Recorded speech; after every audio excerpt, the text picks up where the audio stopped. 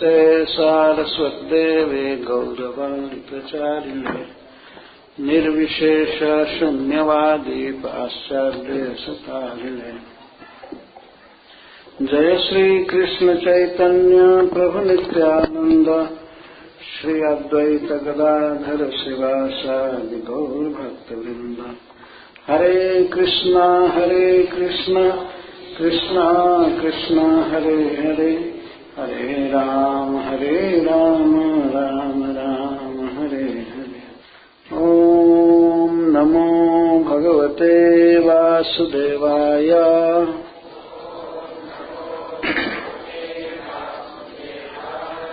ओम नमो भगवते वासुदेवाय।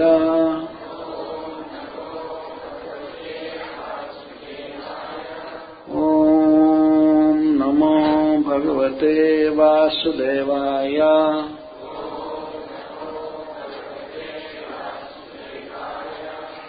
नेमं विरिञ्चो न भवः न श्रीः अपि अंगसंशया प्रसादं लेभिरे गोपी जग तत् ताप विमुक्तिदात। नेमं विरिञ्चो न भवो न श्रीरप्यंग संशया प्रसादं लेभिरे गोपी यत्तत् प्राप विमुक्तिदात। नेमं विरिञ्चो न भवो न श्रीरप्यंग संशया प्रसादं लेभिरे गोपी यत्तत् प्राप विमुक्तिदात। नेमं विरिञ्चो न भवो न श्रीरप्यंग संशया प्रसादं लेभिरे गोपी यत्तत् प्राप विमुक्तिदात।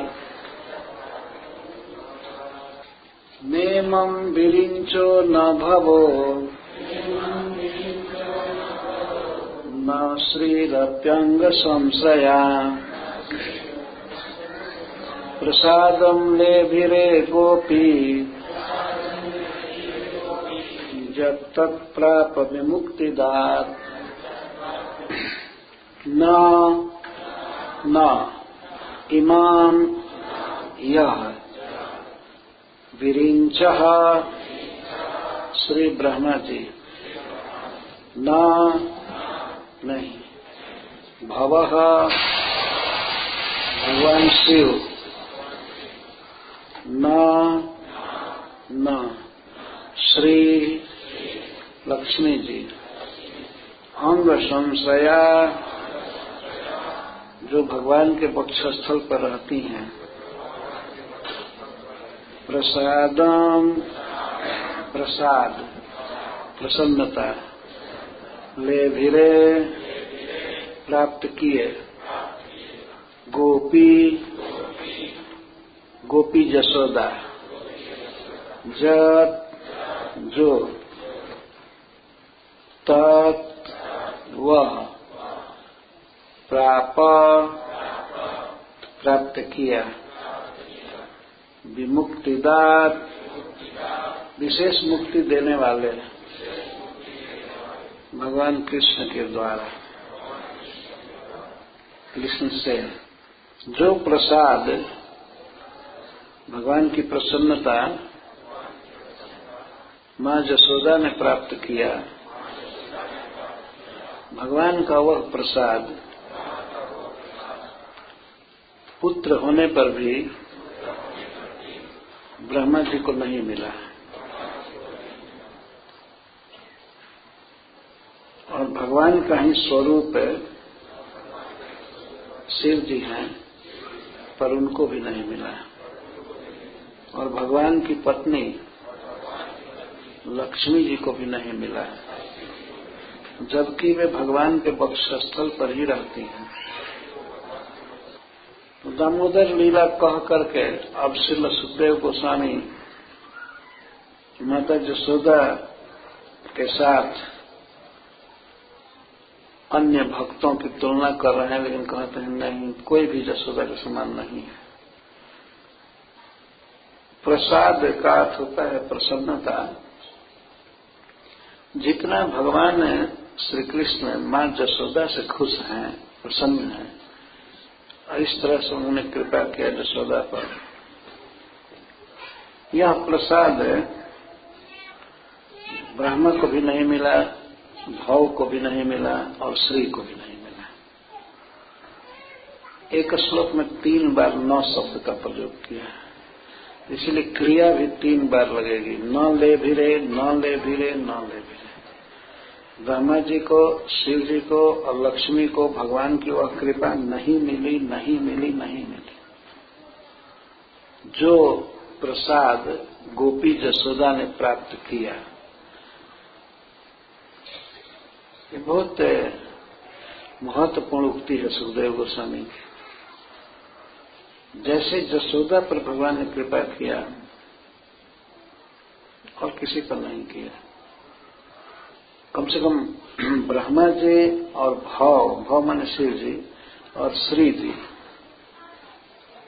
को नहीं मिला, तो और किसको मिलेगा?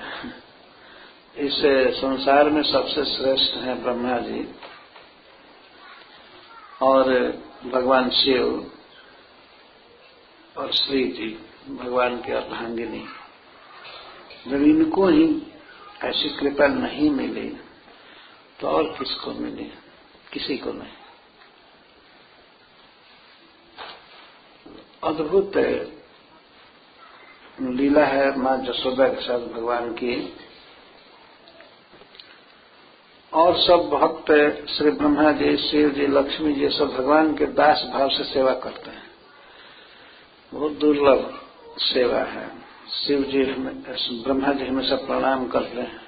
उन्हीं की डायरी है ब्रह्म संहिता, जिसमें बारंबार भगवान के विषय में प्रणाम की बात कह रहे हैं। गोविंदम आदि पुरुषम तमहम भजामि। ये ब्रह्म संहिता है। संहिता मतलब डायरी। ब्रह्मा जी ने अपना अनुभव व्यक्त किया है तो उसको ब्रह्म संहिता कहते हैं। ब्रह्मा जी भगवान के चरणों की पूजा करते हैं, सेवा करते हैं, परंतु भगवान को इस तरह गोद में लेकर के खिलाने का, खिलाने का, और भगवान कुछ गलत करे तो उनको उखल में बांधने का सौभाग्य किसको मिला? ब्रह्मा जी तो सोच ही नहीं सकते हैं कि अभी भगवान को उखल में बांधना है या उनके पीछे छड़ी लेकर के दौड़ना है। भगवान शिव भी इसी कोटि के हैं। वे भी भगवान के प्रति ऐसे भाव से युक्त नहीं है कि भगवान को माखन खिलाने और मटका फोड़ने पर वे मारने की धमकी दे, या गोद में लेकर के दूध पिलाने, जो संभव है ही नहीं। और श्री जी जो सबसे अधिक सौभाग्यवती नारी मानी गई हैं इस पूरे ब्रह्मांड में, अप्राकृत जगत में और प्राकृत जगत में भी। लक्ष्मी जी परम सौभाग्यवती हैं, भगवान की पत्नी हैं, इतनी प्रिया है कि अंग संश्रया, भगवान अपने अंग पर ही वास दिए हैं। अपने वक्षस्थल पर बाएं भाग में, इधर लेफ्ट साइड में एक रोमावली है, भगवान के रोए हैं गोल्डन कलर के। सांवले शरीर पर पीला पीला रोम है, वो लक्ष्मी जी का निवास स्थान माना जाता है। उसको श्रीवत्स चिन्ह कहते हैं। तो लक्ष्मी जी से भगवान कितना प्रेम करते हैं, जैसे आदमी अपने कलेजा से प्रेम करता है, वैसे भगवान अपनी पत्नी से प्रेम करते हैं, लक्ष्मी जी से। कलेजा के पास रखे हैं, बाएं भाग में ही कलेजा रहता है। इतना प्रेम है, स्नेह है, लेकिन जो कृपा उन्होंने किया जसोदा के प्रति, ऐसा लक्ष्मी जी को भी सुलभ नहीं। लक्ष्मी जी चरण दबाती हैं, वक्षस्थल पर भी रहती हैं रेखा रूप से, परंतु इस प्रकार भगवान को बांधने का, डांटने का सौभाग्य लक्ष्मी जी को भी नहीं मिला है। संबंध है, अंग संश्रय है, फिर भी दूर का संबंध। लेकिन जसोदा जो गोद में लेकर कृष्ण को सोती थी, खिलाती थी, पिलाती थी, उसका अद्भुत सौभाग्य। जो सौभाग्य जसोदा को मिला वो ब्रह्मा को नहीं मिला, शिव को नहीं मिला, लक्ष्मी को नहीं मिला। सुखदेव जी यही कह रहे हैं, न ले भिरे, न ले भिरे, न ले भिरे, नहीं प्राप्त किए, नहीं प्राप्त किए, नहीं प्राप्त किए। कोई बात 3 बार जब कह दी जाती है तो इसका मतलब गारंटी, इसमें कोई संशय नहीं रहा।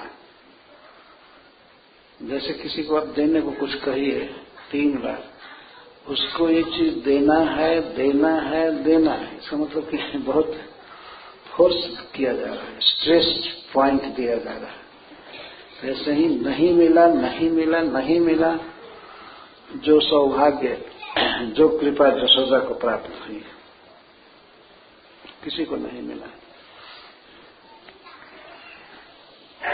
मां जसोदा श्री कृष्ण को कभी भी भगवान नहीं मानती थी।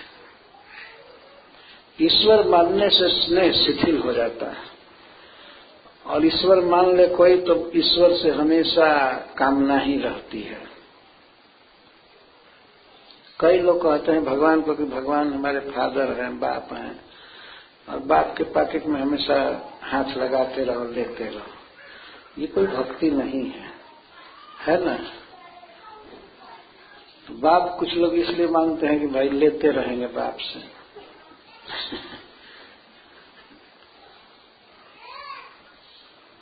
कहते हैं ना कि सुख संपत्ति घर आवे, कष्ट मिटे तन का। दुनिया की सारी संपत्ति और सुख हमको मिले और हमारा दुख चला जाए। मांगते हैं, ठीक है, मांगना चाहिए भगवान से। भगवान से नहीं मांगेंगे तो किससे मांगेंगे? लेकिन हमेशा मांगे ही और कभी सेवा न करे, भगवान को कभी दे न, तो ये कैसा सेवक है? भगवान को देना चाहिए। तो जैसे जसोदा जी दी, भगवान को अपना पुत्र मान करके मां जसोदा दही मथ रही थी कि अच्छा माखन निकलेगा तो मेरा बेटा संतुष्ट हो जाएगा और किसी के घर नहीं जाएगा। ये भाव जसोदा का है। भगवान की सेवा करना, हमेशा भगवान को देना। कभी कभी हमारे भारतवर्ष में कुछ लोग इसके विरुद्ध प्रचार करते हैं। जब वैष्णव लोग भगवान की सेवा करते हैं, श्री विग्रह की, श्री मूर्ति की सेवा करते हैं, तो लोग कहते हैं ये क्या कर रहे हैं? कि मूर्ति भी ब्रह्म है और जो सेवा करने वाला है ब्रह्म है। तो एक पद है हिंदी में कि गजब हैरान हूं भगवान तुझे कैसे रिझाऊं मैं बड़ा परेशान हूं कि तुमको कैसे रिझाऊं। क्या रिझाने में दिक्कत है? तो मैं ऐसा सुना हूं कि माला भी भगवान है और मूर्ति भी भगवान है, तो भगवान पर भगवान को कैसे चढ़ाऊं मैं? गजब हैरान हूं भगवान तुझे कैसे रिझाऊं मैं। तो पूजा करना चाहता है, लेकिन वो फिलॉसफी बिगड़ गई है उसकी। पूजा कर रही, माला भी भगवान है और मूर्ति भी भगवान है, तो भगवान पर भगवान को कैसे चढ़ाऊंगा? और भी कहते हैं ये प्रसाद है, अन्न है, रोटी भात, ये भी भगवान है, तो भगवान में भगवान को कैसे खिलाऊं मैं? तो मैं इसका उत्तर दिया, ठीक है, आप भी भगवान है ना, ब्रह्म है। हाँ ब्रह्म है, तो रोटी खाते हैं ना, पानी पीते हैं, पानी भी ब्रह्म है, आप भी ब्रह्म है, तो फिर भगवान को भगवान में क्यों कोंचते हैं, क्यों डालते हैं? उस समय फिलॉसफी बिगड़ जाती है और अभी ताजी हो गई है। ये सब बेईमानों का काम है, शैतान दुष्ट। भगवान की सेवा करना नहीं चाहते, खबूचर हैं, खाना स्वयं चाहते हैं। राम नाम में आलसी, भोजन में होशियार। राम नाम लेने में तो महा विपत्ति, आलस आ जाता है। भोजन का टाइम होने पर हाँ ठीक है, तैयार रहता है। और भगवान को खिलाने में तो नानी ही मर जाती है, कोई उत्साह नहीं। तब तो सारा जगत ब्रह्ममय दिखाई देता है। इतनी ऊंची बात बोलते हैं लोग, सारा जगत ही ब्रह्म है, आप भी ब्रह्म, हम भी ब्रह्म, सब ब्रह्म ही ब्रह्म। सेवा करनी पड़ती है तो, और इस तरह से तो कुछ भी ब्रह्म नहीं है, ब्रह्म है ही नहीं, भगवान है ही नहीं, यहां तक बोलते हैं। तो ये वैष्णव दर्शन है। भगवान ने किसी मूर्ति में, चाहे वो काष्ठ की हो जैसे जगन्नाथ जी, या धातु की मूर्ति हो, मेटल की हो, या मिट्टी की हो, प्लास्टिक की हो, भगवान उसमें अपने को व्यक्त करते हैं, अपने को प्रकट करते हैं। किस लिए? हमारी अर्चना को, हमारी पूजा को स्वीकार करने के लिए। भगवान तो स्पिरिचुअल है, लेकिन मैटेरियल फॉर्म में, मैटेरियल पदार्थ में अपने को व्यक्त करते हैं, जिससे हम उनको प्रणाम कर सकें, हम उनको कुछ दे सकें, उनकी स्तुति करें, प्रार्थना करें। इसके लिए श्री भगवान प्रकट होते हैं मूर्ति में। ये सत्य बात। अनेक ऐसे अवसर आए हैं जब भगवान स्वीकार किए हैं भक्तों की सेवा। सवेरे कथा चलती है चैतन्य चरितामृत की, 2-2 बार प्रसंग आएगा किस प्रकार भगवान ने स्वीकार किया माधवेंद्रपुरी की सेवा को, और साक्षी गोपाल के रूप में भी उन्होंने सेवा स्वीकार किया। तो इस प्रकार ये सिद्धांत है। वास्तव में भगवान प्रेम के भूखे हैं, भाव के भूखे हैं। अगर कोई उनको भाव से देता है तो स्वीकार करते हैं। भगवत गीता में वे कहते हैं कि कोई मुझको पत्ता देता है, जल देता है, फूल देता है, फल देता है, यदि प्रेम से देता है तो मैं उसको ग्रहण करता हूं। तो भगवान को प्रेम से देना चाहिए, भगवान स्वीकार करते हैं। इसी में जीवन की सफलता है। मां जसोदा ने जितना स्नेह किया कृष्ण से, तो अद्भुत है वो बात। एक बार कृष्ण दूध नहीं पी रहे थे, तो मां जसोदा कहती है, देखो कृष्ण, कन्हैया, तुम दूध पियोगे ना तो तुम्हारी शिखा बढ़ जाएगी, केस बढ़ जाएगा, और जितना केस लंबा बलराम का है उतना लंबा बढ़ेगा। तो कृष्ण को बहुत उत्साह हुआ, तब तो दूध पिएंगे। तो दूध भरा कटोरा लेकर के पिला रही थी, और कृष्ण एक हाथ से अपना केस देख रहे थे कि बढ़ रहा है कि नहीं। मैया कब ही बढ़ेगी चोटी। सूरदास जी ने एक पद लिखा कि मां मेरे केस कब बढ़ेगा।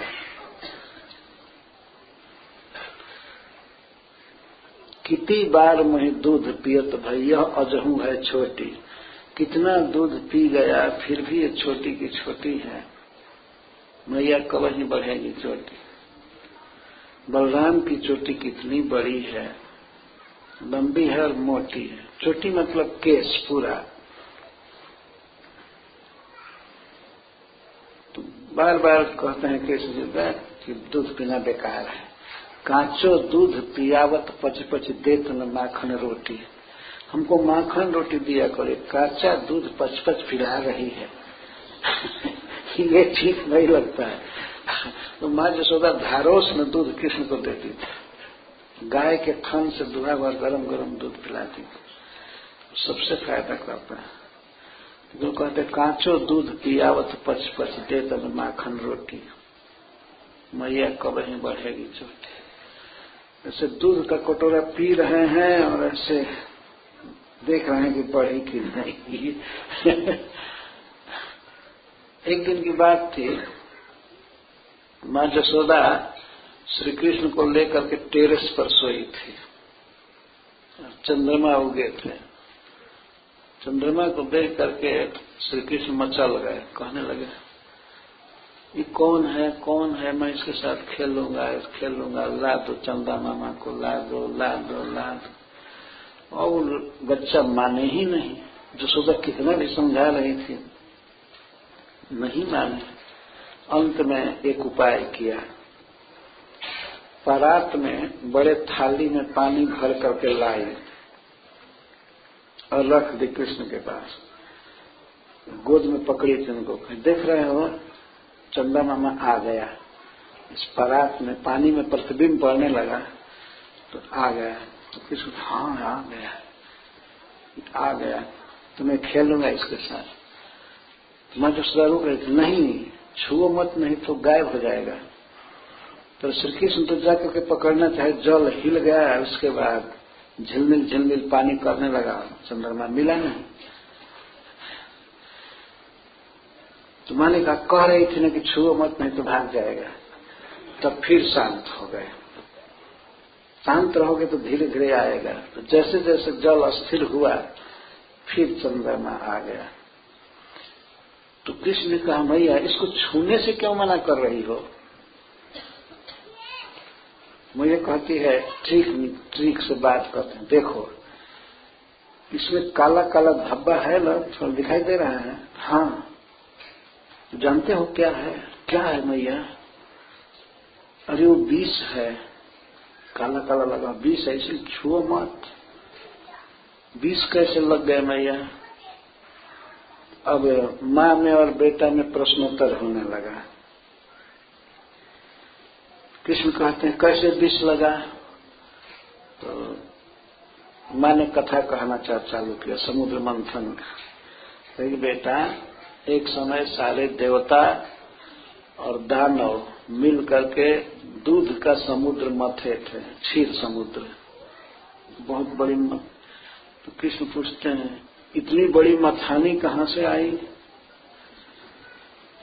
एक मंदराचल नाम का पर्वत है, उसको उखाड़ करके लाए देवता लोग और दानव लोग, उसी को मथानी बनाए।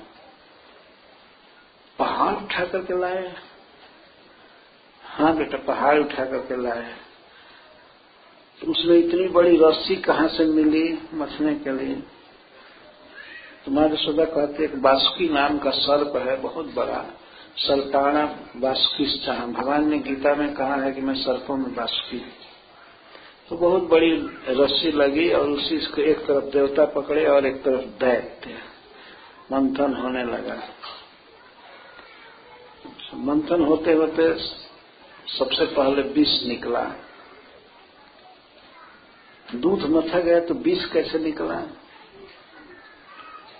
अब माँ कहते पहले सुनो कैसे निकला। ज्यादा प्रश्न करने वाला मत बनो। माँ को तो किसी तरह भुलवाना था कृष्ण को। तो विष निकला तो और बाद में चंद्रमा निकला। तो चंद्रमा समुद्र से निकला और विष भी निकला। तो इसीलिए विष बड़ा भाई है चंद्रमा का, तो उसका विष पे आदर करने के लिए अपने हृदय में रखता है। और क्या क्या निकला मैया? और बहुत सामान निकला। छोड़ो उसको, तुम सो जाओ, अब इससे मतलब मत रखो। कृष्ण कहते थे तब तो विष है, मैं इसको भगाओ, यहां से भगाओ, विष है तो मैं नहीं छूऊंगा। तो फिर माँ ने बर्तन हटा दिया। तो पहले आकाश में था तो जमीन पर कैसे आया? और माँ यशोदा रिफ्लेक्शन का सिद्धांत कैसे बतावे? तुम हठ कर रहे थे ना, उसके साथ खेलना चाहते थे तो तुम्हारी इच्छा के अनुसार आ गया, लेकिन अब उसका भी काम धंधा है, वो चला गया। चलो ठीक है, अब सो जाते हैं। तो कृष्ण सो गए और माँ को इतने से ही मतलब था। एक दिन कृष्ण सो रहे थे, रूप गोस्वामी पाद जी लिखे हैं कि सपना देख रहे थे, ऐसे बेड पर सोए थे और सपना देखने लगे। तो कहते लक्ष्मण जरा धनुष बाण लाओ तो ये राक्षस राज रावण का वध करना है। तो माँ तो पका गई कि ये क्या कर रहे हैं, अब बउआ रहे थे, लक्ष्मण धनुष दो, मैं रावण का वध करूंगा। तो माँ पकड़ने लगी, चुप चुप चुप चुप चुप चुप, सो क्या बक रहा है, रावण का वध करना है, ये करना है, वो करना है। फिर नींद उचट गई, जग गए। फिर कहते हैं मैया मैं ही राम अवतार लिया था, राम के रूप में मैं ही अवतार लिया था, मैं रावण का वध किया, शिव जी के धनुष को तोड़ा। तुम राम का अवतार लिए थे, बिल्ली देख करके डर जाते हो, रावण का वध किया। बिल्ली म्याऊं म्याऊं करती है तो मेरे गोद में छिप जाता है, और ये राम का अवतार लिया। पर चुपचाप सो बको मत। फिर कृष्ण कहते हैं मैं ही नृसिंह अवतार लिया था।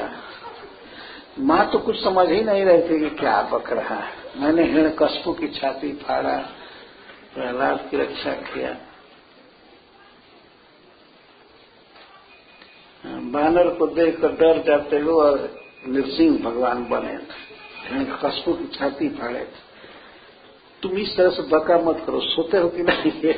माँ जसोदा से डर पाती है।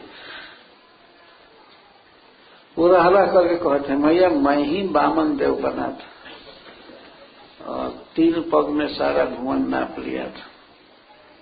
मैं जसोदा कहता हाँ, चौकट नहीं लांग पाते हो और तीनों जगत नाप लिए, तो सोओगे कि नहीं? इस तरह बक रहे हो, बेटा हमारी भी नींद खराब कर रहा है और अपने आप भी नहीं सोता। मैं जसोदा समझाती थी मैं तुम विश्वास करो, मैं ही परशुराम अवतार लिया था, क्षत्रियों का 21 बार संहार किया था। तो माँ अनेक प्रकार से समझ रही थी, उसका दिमाग डिस्टर्ब हो रहा था कि क्या बक रहा है, और श्री कृष्ण तो वास्तविक बात बोल रहे थे। केशव धृत भृगुपति रूप जय जगदीश हरे। प्रलय काल में मैं ही मछली बना था, सतव्रत महाराज को मैं नौका पर बचाया था। सब ऐसे बकते रहते थे। बकना क्या है, तो भगवान का स्वरूप ही है। सारे अवतार तो श्री कृष्ण ने लिया था, पर माँ के लिए ये सब समझ में आने से बाहर की बात थी। जब शुरू में सोती थी तो रात में कभी जगना मत, और जग करके उठ पटांग कथा कहने लगते। तो कभी कभी जगते थे और माँ से ऐसी बात बोला करते थे। ये सब प्यार और स्नेहपूर्ण बातें, और माँ जसोदा के गोद में ही भगवान रहते थे, वे बोलते रहते थे। तो जो सुख भगवान ने जसोदा को दिया, वो सुख ब्रह्मा जी को, भगवान शिव को और श्री लक्ष्मी जी को भी नहीं मिला, क्योंकि भाव है माँ जसोदा में। इसी को सुखदेव जी कहते थे, निमम विरिंचो न भवो न श्रीरप्यंग संश्रया प्रसादम ले विरे गोपी जब तक प्राप्त में मुक्तिदात। भगवान श्री कृष्ण विमुक्ति दाता है। विमुक्ति कहते हैं विशेष मुक्ति को, स्पेशल मुक्ति को। विमुक्ति का मतलब है प्रेम। श्री कृष्ण प्रेम के दाता है, प्रेम दे करके प्रेम के बस में होते हैं। माँ जसोदा के हाथ के खिलौना है, सुलाना, गोद में लेकर के चलना, कुछ खिलाना पिलाना, और थोड़ी सी गलती करने पर फिर बांधना। ये भाव है न माँ जसोदा में। तो श्रील सुखदेव गोस्वामी कहते हैं कि जसोदा को इस रूप से कृष्ण कैसे मिले हैं। इसका उत्तर देते हैं, नायम सुखापो भगवान देहिनाम गोपिका सुतः ज्ञानीनाम चात्म भूतानाम जथा भक्ति मतामी है। भक्ति मताम, कोई भी व्यक्ति जो श्री कृष्ण से प्रेम करेगा, भक्ति करेगा, तो श्री कृष्ण उसके लिए वैसे ही सुलभ है जैसे माँ जसोदा के लिए सुलभ है, प्राप्त है। जसोदा ने श्री कृष्ण को इस तरह से पाया अपने पुत्र के रूप में। पर ये गोपिका सुतः गोपी नंदन भगवान ज्ञानियों के लिए सुलभ नहीं, योगियों के लिए सुलभ नहीं, तपस्वियों के लिए सुलभ नहीं। किसके लिए सुलभ है? भक्तों के लिए। जो श्री कृष्ण को कोई संबंध में भजते हैं, अपना पुत्र मान करके या अपना प्रियतम मान करके, अपना स्वामी मान करके, विशेष करके पुत्र भाव से भजन करते हैं, तो भगवान उनके लिए सुलभ है। चाहे सखा के रूप में, पुत्र के रूप में या प्रियतम के रूप में भक्ति करते हैं, तो भक्ति करने वाले भक्तों को ही भगवान ऐसे मिलते हैं। नहीं तो ऐसे थर्ड क्लास के लोगों के लिए तो भगवान निराकार ही हैं और रहेंगे ही। कहते रहिए, नारा बोलते रहते हैं भगवान निराकार है निराकार, तो उनके लिए तो भगवान निराकार ही रहेंगे। कभी दर्शन तो कर ही नहीं सकते, क्योंकि व्रत ले लिया है कि नहीं दर्शन करना है। निराकार कहाँ ही रहे तो दर्शन क्या करेगा? लेकिन वास्तव में श्री कृष्ण नराकार है, नर का आकार है उनका, निराकार नहीं है, नराकार। तो किसको मिलते हैं?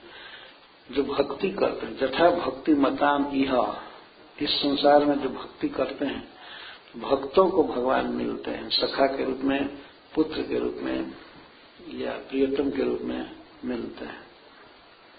श्रील सुखदेव गोस्वामी स्पष्ट बोल रहे हैं, गंगा जी के तट पर हजारों हजारों ऋषि मुनियों का समाज है, महाराज परीक्षित सबसे श्रेष्ठ श्रोता हैं, उनके बीच में बोल रहे हैं सुखदेव गोस्वामी कि ये गोपी कुमार श्री कृष्ण ज्ञानियों के लिए, तपस्वियों के लिए, जोगियों के लिए सुलभ नहीं है, भक्तों के लिए सुलभ है। जो भगवान का नाम जपते हैं, भगवान की लीलाओं को पढ़ते और सुनते हैं, भगवान की अर्चा विग्रह की पूजा करते हैं, भगवान उनके लिए सुलभ है। उन लोगों के लिए कभी सुलभ नहीं जो भगवान के इस रूप को नहीं मानते, उनके स्वभाव को नहीं मानते, उनके लिए वे दूर है। इस प्रकार अब आगे कथा कह रहे हैं,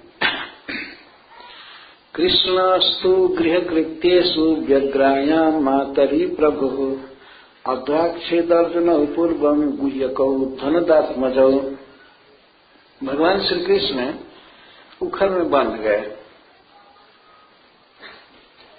और कुछ देर के बाद मां ने छोड़ दिया इनको उखल में बांधकर, और गृह कृत्येषु घर के कार्य में व्यग्र हो गई, कृष्ण की सेवा के काम में लग गई। बांध दिया और तो सोची कि उखल को घसीट नहीं पाएगा, यहीं रहेगा, बंधा रहेगा कुछ देर तक।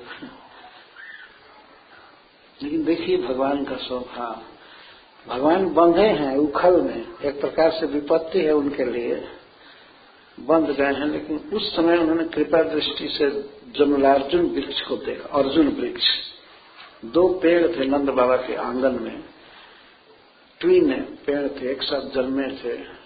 कभी कभी श्री कृष्ण उनमें खेला करते थे बच्चों के साथ, लुका छिपी का खेल, ऐसे ऐसे दोनों वृक्षों को कभी पकड़ते थे। तो उस दिन उन वृक्षों को देखे। वास्तव में दोनों वृक्ष नहीं थे, वे धनद के पुत्र, कुबेर जी के पुत्र थे, और नारद जी के शाप से वृक्ष हो गए थे, पेड़ हो गए थे।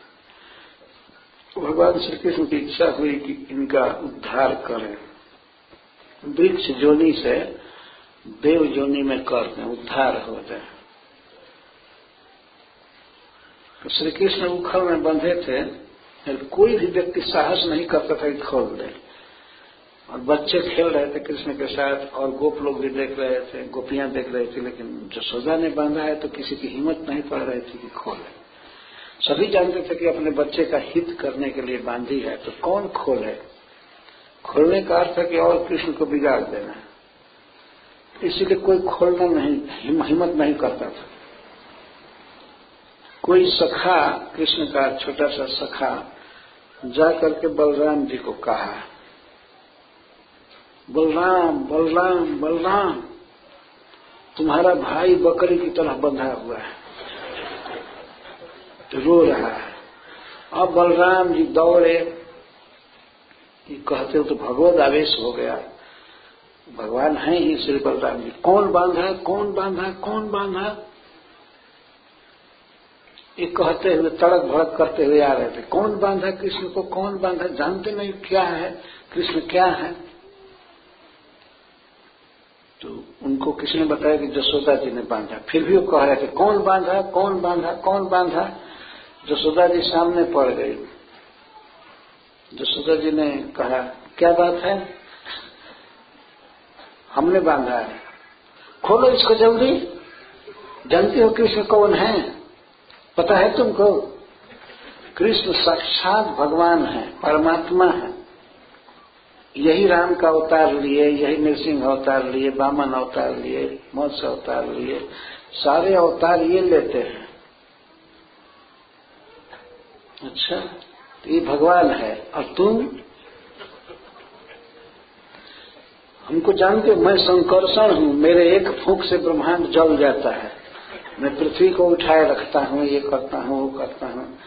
अरे कृष्ण पर ब्रह्म है, भगवान है, ये है, खोल दो नहीं तो तुम्हारा बड़ा अनिष्ट होगा, ये होगा, वो होगा। खोलती हो कि नहीं? ऐसे दूर से ही बोल रहे थे, खोलो, खोलती हो कि नहीं? माँ यशोदा ने कहा नहीं खोलूंगी, और तुम खोलने का साहस किया तो अभी छड़ी से पीटूंगी। श्री बलराम भी ठंडा हो गया। जब माँ डांट रही है तो उसके आगे भगवत्ता क्या काम आएगी। जहाँ ब्रह्मांड उठाए हैं उठाए, प्रलय काल में फूंक देते हैं, ब्रह्मांड जल जाता है। माँ यशोदा ने कहा कि सारा अवतार हमारे घर में हो रहा है, और किसी का घर नहीं है अवतार लेने के लिए, अभी सारा अवतार निकाल दूंगी छड़ी से। तो अब श्री बलराम जी भाग गए और माँ अपने घर का काम करने लगी। और कृष्ण और फफक फफक कर रोने लगे कि भाई एक सहारा था वो भी गया है, अब हमको कौन खोलेगा। भगवान ये भाव व्यक्त करे कि मानो अब किसी दिन नहीं खोला जाएगा, अब रोज के लिए बांध दिया गया। रो रहे थे। जब माँ घर के काम करने लगे तो बलराम जी कृष्ण के निकट आए और दोनों भाई के बगल में खड़े होकर के कहे, आखिर तुमको मैं कितना समझाया कि ये सब गलती मत किया करो, मटका मत फोड़ो, चोरी मत करो, अब तो अपने कर्म का फल भोग रहे हो, हम क्या करें। दूसरा कोई बांधा होता तो मैं खोल देता, तो माँ बांधी है तो मैं तो हिम्मत नहीं करता है। तो श्री कृष्ण और रोने लगे यार कौन खोलेगा। रो रहे थे, कुछ देर रोए, श्री बलराम जी भी चले गए।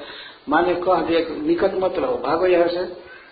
कोई भी बच्चा निकट नहीं था, दूर से देख रहे थे लोग।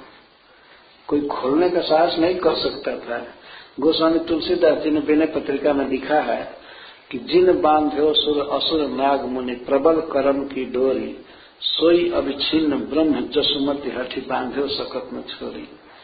जिन प्रभु ने चर अचर देवता दानव मनुष्य सबको कर्म की डोरी में बांध करके रखा है, ऐसे ब्रह्म को माँ यशोदा ने जबरदस्ती बांध दिया।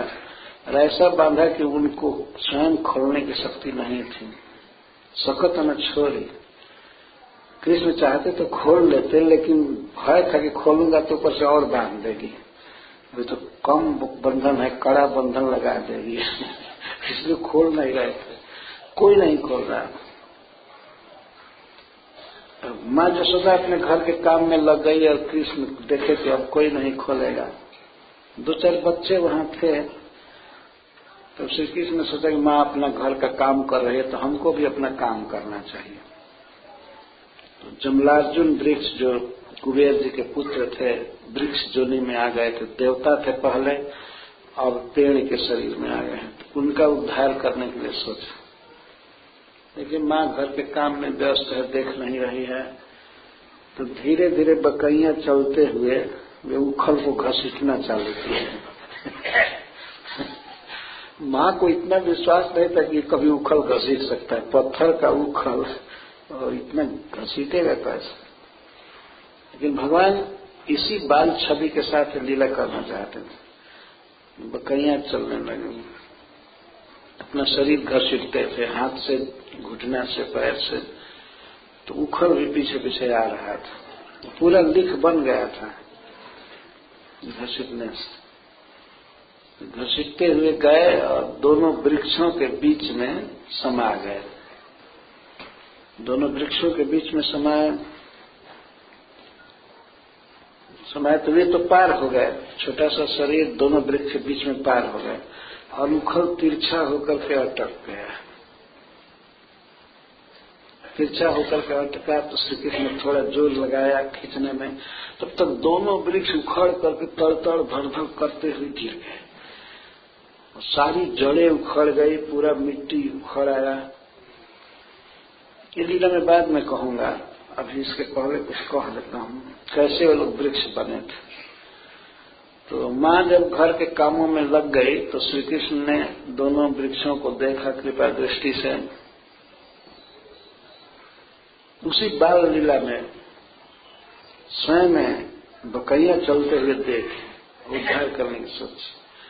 पूरा नारद सापेन वृक्षतम प्रापितौ मदात्, ये दोनों नल कुबर और मणिगिरि उनका नाम था। वे कुबेर जी के पुत्र थे और पहले बहुत धनी थे और बहुत घमंड था। जवानी में बुद्धि काम नहीं कर रही थी। एक तो देवता थे और सबसे धनी देवता के पुत्र।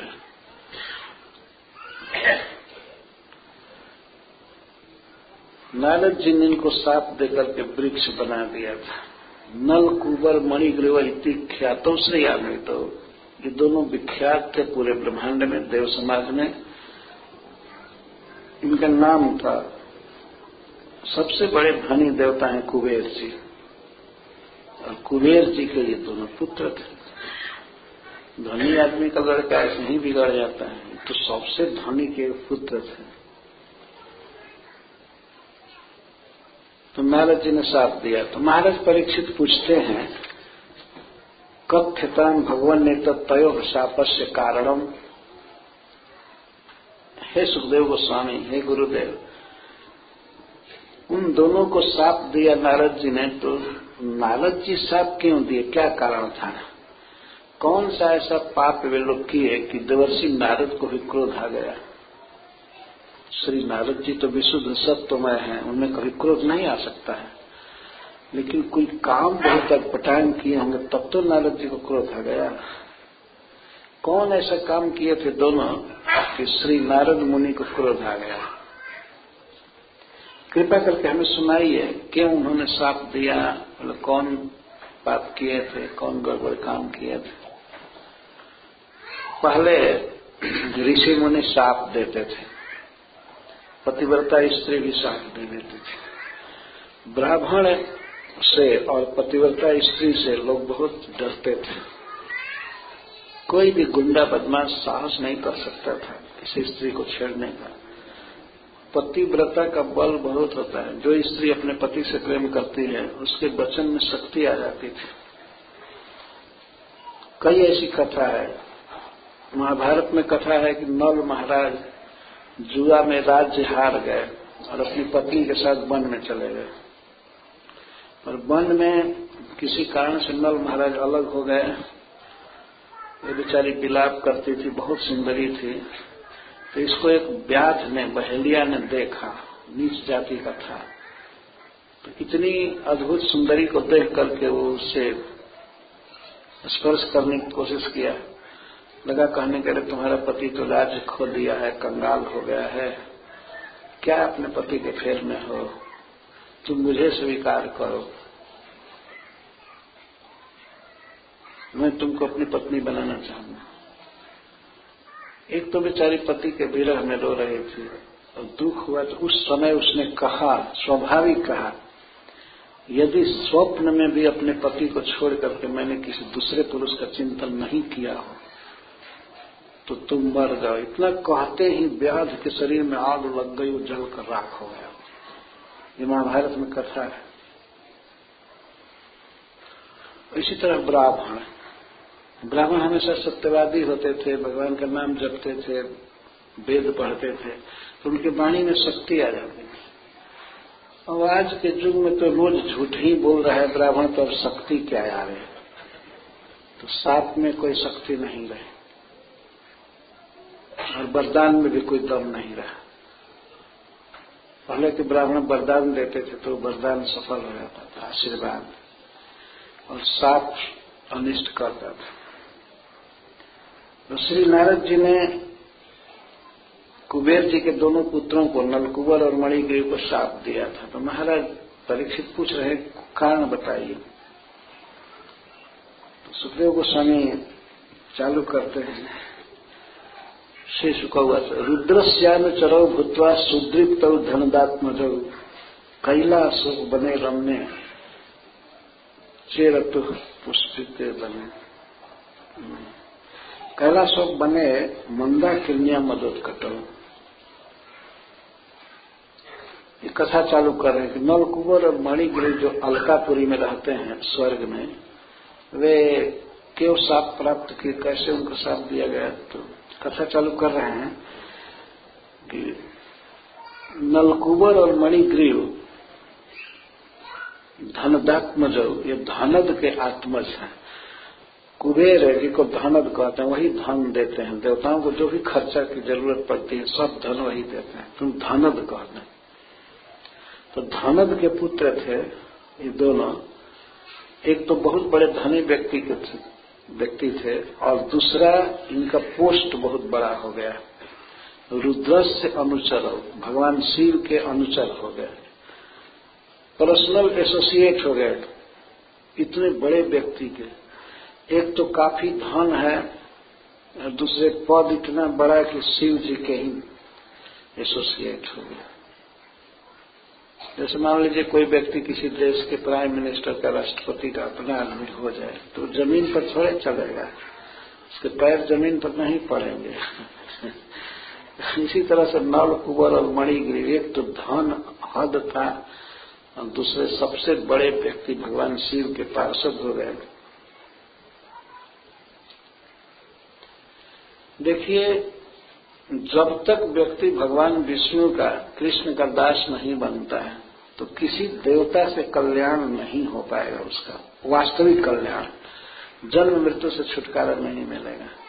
शिव जी के साथ रहते थे, शिव जी की सेवा में थे, लेकिन बुद्धि कितनी कंडम हो गई इनकी।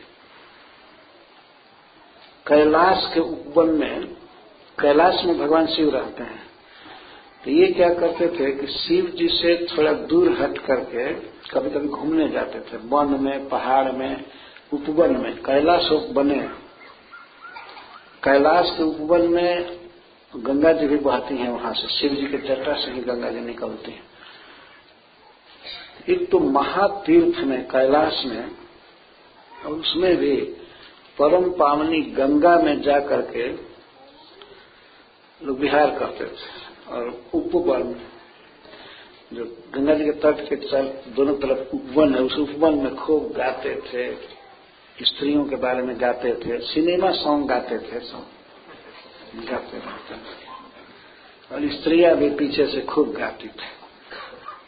सिनेमा में है क्या, पुरुष स्त्री का गीत गाते हैं, स्त्रियां पुरुष का गाती हैं, बस यही है, और क्या है। यही कैलाश में चल रहा था। बताइए, इस पृथ्वी पर अगर गाया जाता है तो कोई आश्चर्य नहीं है। भगवान के धाम में, कैलाश में और भी गंगा जी के किनारे सब गाया जा रहा है। ये सब धन के कारण हो रहा था और पद के कारण। तो वारुणी मदिराम पीत्वा, उस महातीर्थ में गंगा जी में लोग विहार कर रहे थे और वन में, गार्डन में, तो वारुणी मदिराम पीत्वा, वहां जाकर के वारुणी मदिरा पिए। रह रहे हैं विश्व गुरु शिव जी के पास, पर टाइम निकाल कर कहीं जा करके अपने टॉनिक पी लेते थे, मदिरा पीते थे। शिव जी को पता नहीं था सब कि आकर के इतना उत्पात कर रहे हैं। जा करके वारुणी मदिरा पिए दोनों। वारुणी मदिरा सबसे मादक मदिरा होती है, नशा ज्यादा पैदा करती है। वारुणी मदिराम पीत्वा, मदन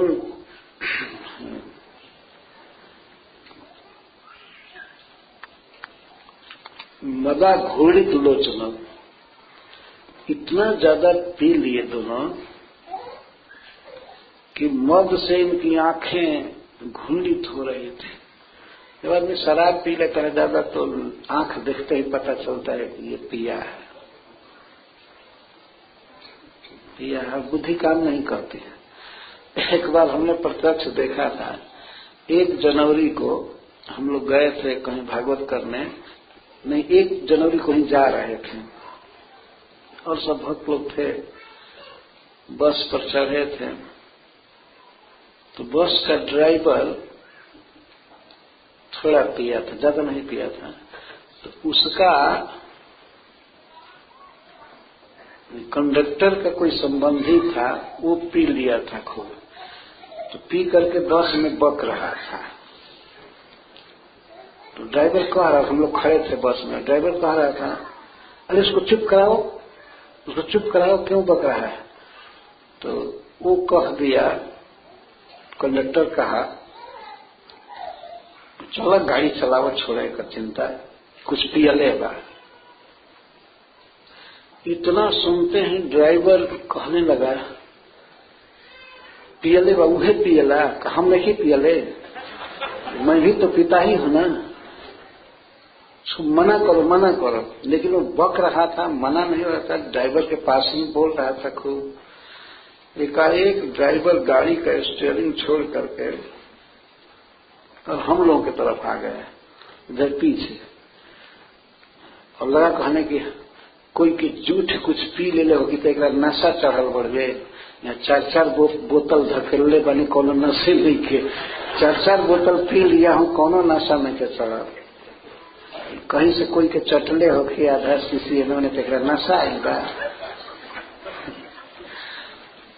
और तो स्टीयरिंग छोड़ दिया और बस अब जाने लगी पक्का रोड को छोड़ करके।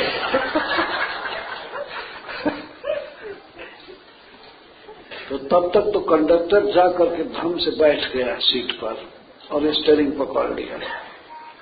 तो हमने कहा कि हाँ तुम 4-4 बोतल जब पिए तो पिए, पर नशा अब आ रहा है ना। भक्तों ने कहा कि इसको पीटना चाहिए, ये स्टीयरिंग छोड़ करके क्यों गया। तो हमसे लगा कहने के लिए महाराज जी हम इतना पीते हैं, नशा ही नहीं है, अभी नशा आ गया है। अजीब अजीब बात। तो नशा तो आ ही जाता है अगर कोई ज्यादा पिए तो।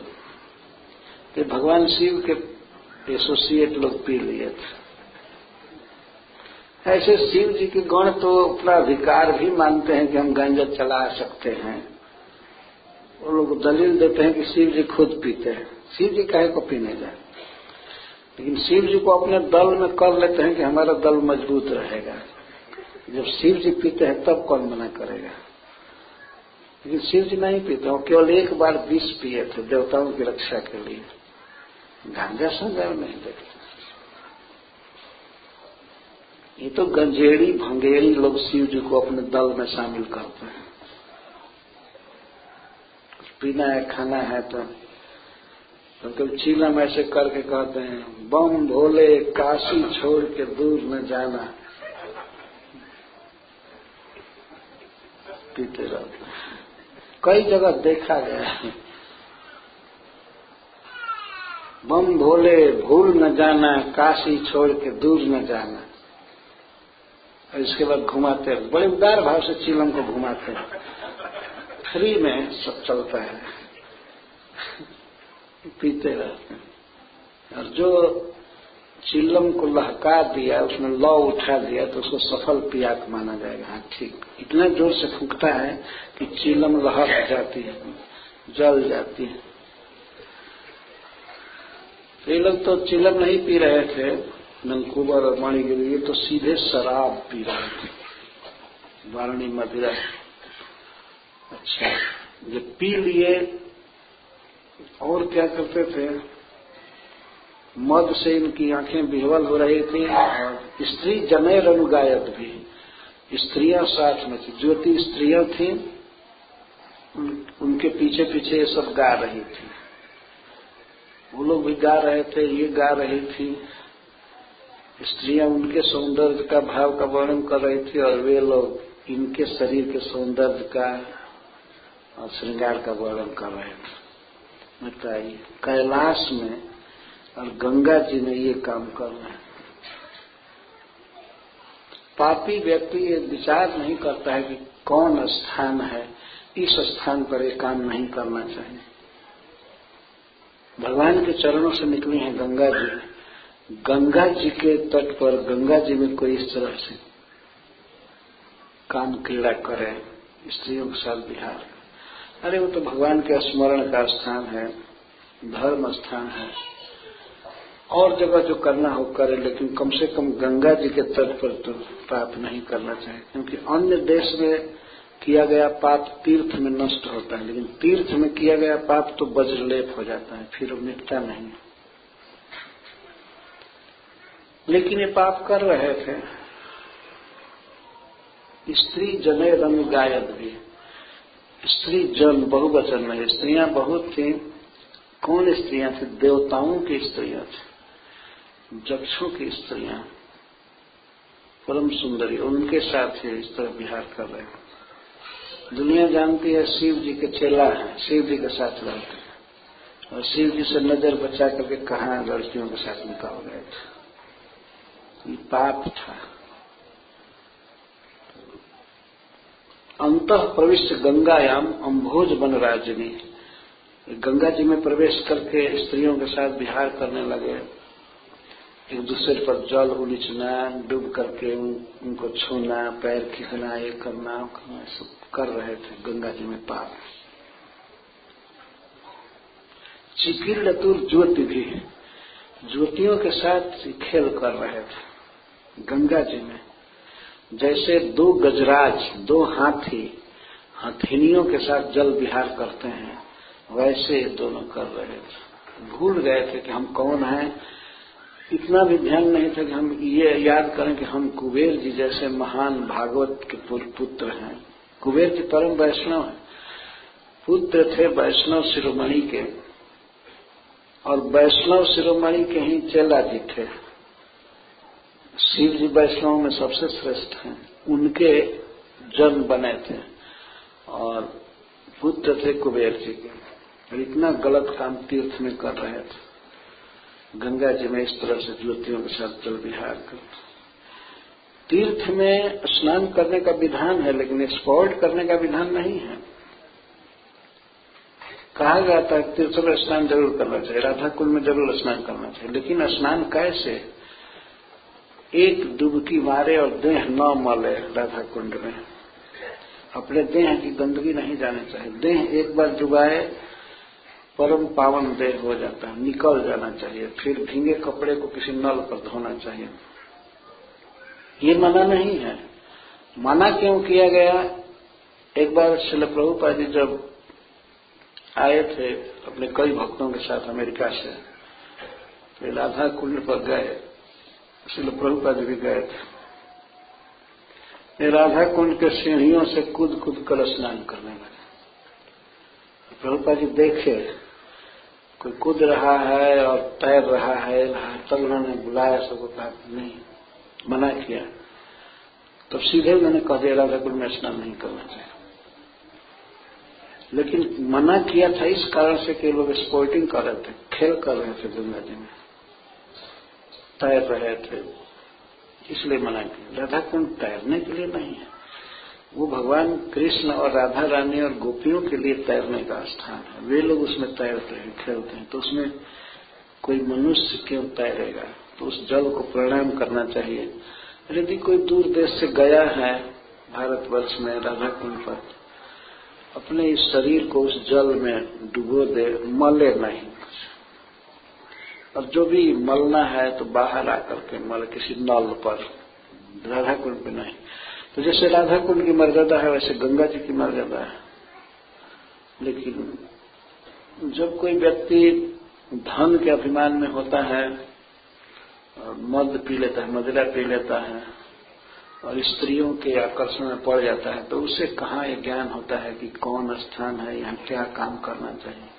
अपने वासना के अनुसार जो कार्य करता है वही सब जगह करने लगता है। तो इस तरह से वे गंगा जी में विहार कर रहे थे। अकस्मात यदृच्छया श्री नारद जी वहां आ गए। नारद जैसे घूमते रहते हैं, वे आए होंगे कैलाश में भगवान शिव का दर्शन करने के लिए, तो इधर कैलाश के उपवन में गार्डन में आ गए। जैसे तैसे भगवान की ही दया के हृदय में भगवान परमात्मा रूप से बैठे हैं। नारद जी को उन्होंने ऐसे प्रेरित किया। नारद जी गंगा जी के किनारे आए और आकर के यदृच्छया तत्व देवर्षि यदृच्छया च देवर्षि भगवान तत्र आगत। सर्वसमर्थ श्री नारद मुनि उस स्थान पर आ गए। खास करके वहां निकट तट पर जहां वे दोनों जक्षराज नलकुबर और मणिग्रीव युवती लड़कियों के साथ, स्त्रियों के साथ विहार कर रहे थे, अकस्मात आ गए। तो सबसे पहले दृष्टि लड़कियों की पड़ी देवर्षि नारद जी पर, तो वे तो तुरंत डर गई और आकर के अपना अपना वस्त्र पहन लिया। पर ये दोनों इतना पिए थे कि इनको कोई ध्यान नहीं आया कौन आया, बल्कि जब वो लड़कियां अपना अपना वस्त्र पहन रही थी, इन लोगों का ध्यान गया तो देवर्षि नारद में दोष दृष्टि किए। ये बीड़ा बजाते हुए क्या अंधा है, इधर क्यों आया, इधर क्यों आया, देख नहीं रहा है कि इधर लड़कियां नहा रही हैं दोनों, और वे वस्त्र नहीं पहने, वैसे ही नग्न गंगा जी में खड़े थे। ये दुर्भावना हुई। एक तो बहुत धनी के पुत्र थे, तो ये आया क्यों इधर से, क्या यही रास्ता है इसके आने का साधु का? आपस में मन में वे लोग सोच रहे थे, इसके आने से हम लोग परेशान हो रहे हैं, हम लोग निकल कर तब वस्त्र पहने, पैंट पहने, ये ऐसे ही जहां तहां घूमता रहेगा, इसको तो इधर आना नहीं चाहिए, इधर क्यों आया साधु होकर? मन में दुर्भाव हुआ। श्री नारद जी को देख करके भी वे लोग वस्त्र नहीं पहने, पर देवताओं की जो लड़कियां थी वे तुरंत अपना वस्त्र पहन ली। देवताओं को पता है, इन स्त्रियों को बहुत बड़ा भय हुआ कि ऋषि लोग साथ दे देते हैं गलत काम करने पर। उन्होंने सुना था कि एक बार गौतम मुनि अपनी पत्नी को साथ दे दिया कि पत्थर हो जाओ, तो उसी समय पत्थर हो गई। ऐसे अपने पति के पास वो खड़ी थी, बैठी थी हाथ जोड़ करके, तो उन्होंने साथ दे दिया तुमको इतना विवेक नहीं है, तुम पत्थर हो जाओ। तो ऐसे ही हाथ जोड़े जोड़े पत्थर हो गई थी मूर्ति। और भगवान श्री राम जब जा रहे थे जनकपुर बक्सर से, विश्वामित्र के यज्ञ की रक्षा करके जनकपुर जा रहे थे, सीता जी के स्वयंवर की बात सुन करके अपने गुरु के साथ। तो एक जंगल जैसा था, वहां पर ऐसे स्त्री पत्थर ऐसे बैठी थी।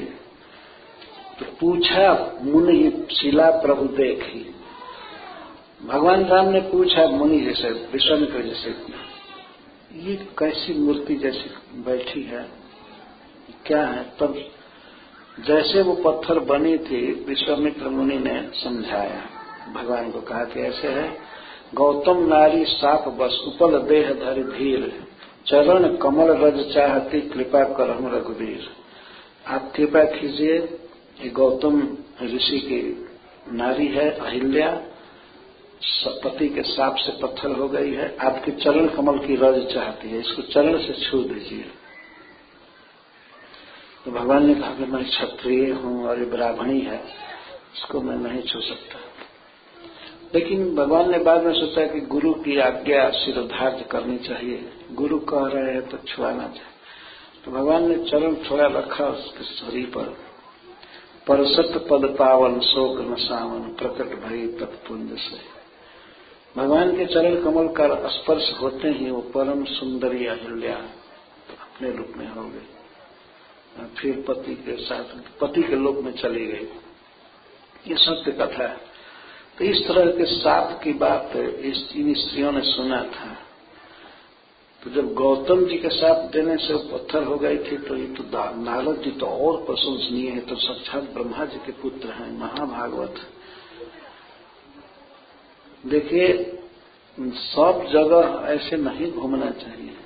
समाज होता है, अपने अंगों को ठीक से ढंग करके रखना चाहिए। आजकल विदेशी सभ्यता बढ़ रही है। हमने अमेरिका में देखा, इंग्लैंड में देखा, सब जगह वहां पुरुष लोग फुल पैंट पहनते हैं, शरीर को ठीक से ढकते हैं, और स्त्रियां तो कॉपीन पहनकर घूमती हैं, चड्डी भी नहीं,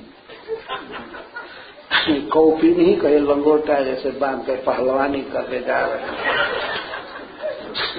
बहुत बुरा लगता है वास्तव में। पुरुष पहने हैं फुल पैंट, और कोई भी स्त्री फुल पैंट नहीं पहने, सब हाफ पैंट, हाफ से भी चौथाई पैंट, या क्या क्या नेकेड रखना चाहते। ये नंगे भूत रहते हैं, आदमी को ऐसे नहीं रहना चाहिए। भूत प्रेत ऐसे रहते हैं नंगे। तो स्त्रियों में कितनी सभ्यता थी कि श्री नारद जी की महिमा को समझ गई और झटपट अपना अपना साड़ी पहन लिए, अपना जो कुछ भी परिधान था धारण कर लिए। वे लोग नहीं।